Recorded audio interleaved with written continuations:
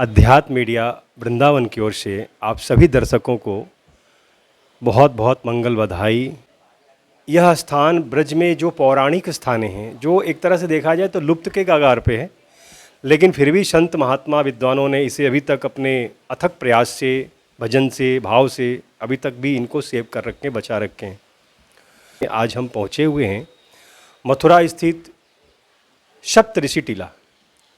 सप्तऋषि टीला के बारे में जो हमें वर्णन प्राप्त हुआ है, भगवान श्री कृष्ण के अवतार लेने के लिए सप्तऋषियों ने आकर यहाँ साधना किया, तपस्या किया, भगवान से निवेदन किया कि आप अब अवतार लेने का आपका समय हो गया है।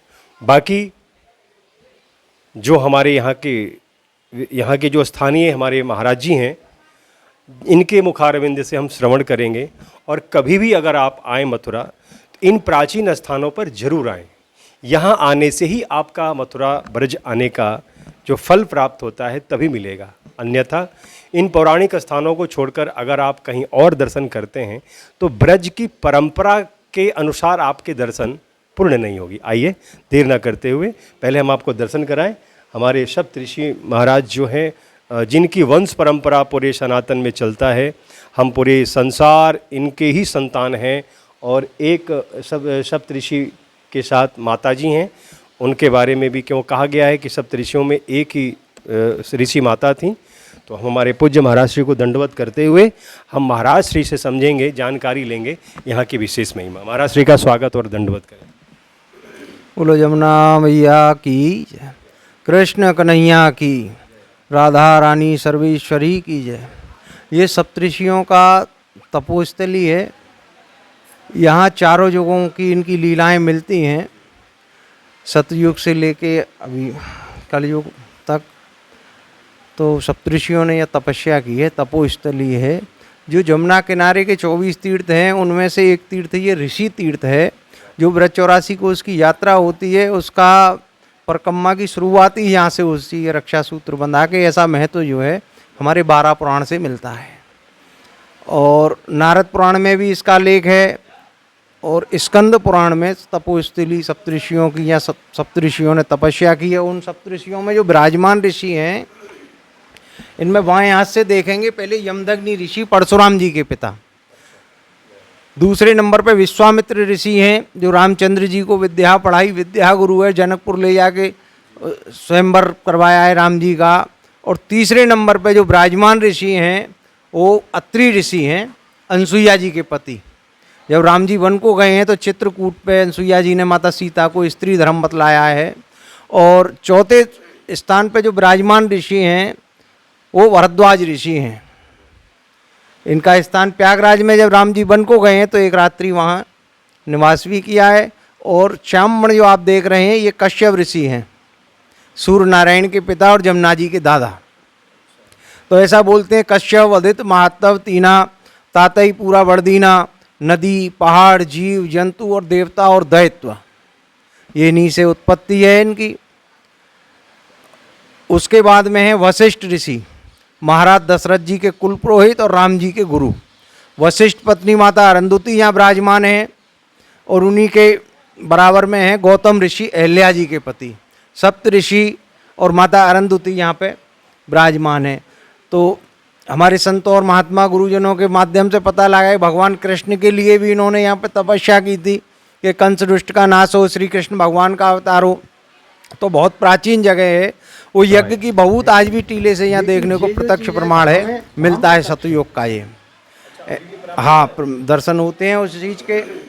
और भादों के महीना में शुक्ल पक्ष पंचमी को जो ऋषि पंचमी आती है, माता बहन व्रत रहती हैं, वो यही सातों ऋषियों का माता अरुंधति के साथ व्रत करती हैं। ये स्थान आपका ब्रज मंडल में, मथुरा मंडल में यहीं पे है, पूरे विश्व में कहीं नहीं है, यहीं पे है और दूसरा कोई स्थान नहीं है। और जैसे गोवर्धन में मानसी गंगा भगवान कृष्ण के मन से उत्पन्न है, तो ये ब्रह्मा जी के मन से उत्पन्न तीर्थ है। इसको ब्रह्म तीर्थ भी बोलते हैं, मानस तीर्थ भी बोलते हैं, ऋषि तीर्थ भी बोलते हैं। तो इनमें जो है ब्रह्मा जी के मानस पुत्र, मन से उत्पन्न पुत्र जो हैं, उन्होंने यहाँ पे तपस्या की है लोक कल्याण के लिए। और ये परंपरा भी है कि परिक्रमा यहाँ से शुरू होती है रक्षा सूत्र बनाने से। कभी तुम यज्ञ करो, वो भी करो, तो ऋषियों का पहले पूजन होता है, उसके बाद में कोई कार्य प्रारंभ होता है। प्राचीन सतयुग मतलब प्राचीन युगों का जो भस्म जो हवन किए थे हमारे सप्तऋषियों ने, उस यज्ञ की जो हवन की जो राख है, भस्म है, वो अभी भी प्राप्त होता है। महाराज जी, ये आपने देखा है? नहीं, देखा नहीं है, प्रत्यक्ष है। प्रत्यक्ष को प्रमाण की जरूरत नहीं होती है। ये आप देख रहे हो यज्ञ की भभूत है, आज भी इसमें से सुगंध आती है। हाँ, ये टीले से प्राप्त होती है। पूज्य स्वामी जी दिखा रहे हैं, इसका दर्शन करें आप। वास्तव में हमारा सनातन धर्म कितना गौरवशाली धर्म है और हम हिंदू हैं। तो हम मुख में डालेंगे तो आज भी सुगंध आएगी और वो टेस्ट आएगा। ये प्रत्यक्ष प्रमाण है। आप देखो,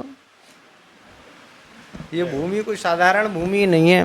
देखो मुंह बोला। बिल्कुल बिल्कुल लाइव, बिल्कुल।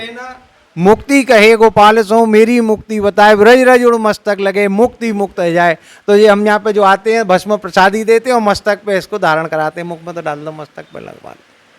कहते मुक्ति कहे गोपाल सो मेरी मुक्ति बताए, ब्रज रज उड़ मस्तक लगे, मुक्ति मुक्त है। हमारे संत हैं, विद्वान हैं, साक्षात को प्रमाण की आवश्यकता का बिल्कुल सत्य है। अभी जो मैंने महाराज जी ने आपने देखा, मेरे मुख में भी डाला, आपके आपके कर कमलों के द्वारा, वास्तविक मैं बता रहा हूँ, इसकी 100% मैं गारंटी ले रहा हूँ, इसकी टेस्ट अलग है। तो ये हमारा सनातन धर्म और ये सप्तऋषि तीर्थ, आप जब कभी भी मथुरा आएँ तो इस स्थान पर जरूर आएँ। पूज्य महाराज श्री का यहाँ पर आसन है, आप इनसे और भी महिमा वर्णन श्रवण कर सकते हैं। कि जो पितृदोष होता है, ये पितृ हमारे माने जाते हैं। हम इन्हीं की संतान है सप्तऋषियों से। जो गोत्र बोलते हैं ब्याह में, शादी में, संकल्प में, इन्हीं सप्तऋषियों से है। तो ये पितृ तीर्थ भी है आपका। कैसे भी पितृ रुष्ट हो रहे हो, इनके सानिध्य में आने से, दंडोत प्रणाम करने से, क्षमा याचना मांगने से वो प्रसन्न हो जाते हैं। ऐसी यहाँ की महिमा है। तो एक स्थान और कई लाभ, तो आप जरूर यहाँ आएँ और अपने पितरों के लिए। वास्तव महाराज जी ने सही बोला, हम जितने भी संतान जो मनुष्य हैं, हम इन्हीं सप्तऋषियों के ही संतान हैं। किसी का जो गोत्र भारद्वाज है, किसी का कश्यप है, किसी का कुछ है, तो बिल्कुल निश्चित है इस स्थान पर आएँ, दंडवत करें, प्रणाम करें, पूरे पूज्य महाराज से मिलें और यहाँ की महिमा श्रवण करें। इसी के साथ हम आपको फिर राधे राधे, जय श्री कृष्णा कहते हुए अब हम विदाई लेंगे, क्योंकि फिर मैं आपको पौराणिक और प्राचीन दर्शन लेकर के फिर मैं हाजिर होऊंगा। सप्तऋषि टीला से कन्हैया पांडे, मुकेश पाराशर के साथ, मथुरा।